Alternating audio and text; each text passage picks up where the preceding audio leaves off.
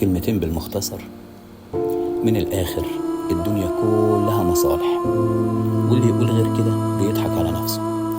بس المشكلة مش في المصلحة نفسها، المشكلة في الناس اللي بيخلوك انت نفسك مجرد مصلحة، يقربوا منك وقت ما يحتاجوا ويختفوا لما انت تحتاجهم.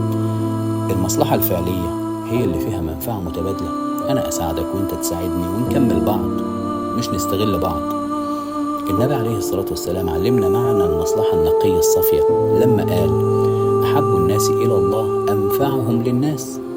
يعني أجمل مصلحة في حياتك إنك تكون نافع لغيرك حتى لو مش مستني منهم أي مقابل.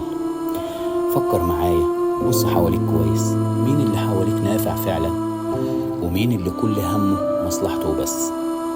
وابعد عن الناس اللي مصلحتها هي رقم واحد، وركز على الناس اللي ترفعك مش الناس اللي تستغلك. الدنيا قصيرة، ما تستحقش أبدا إنك تضيع وقتك على ناس مش بتقدر قيمتك.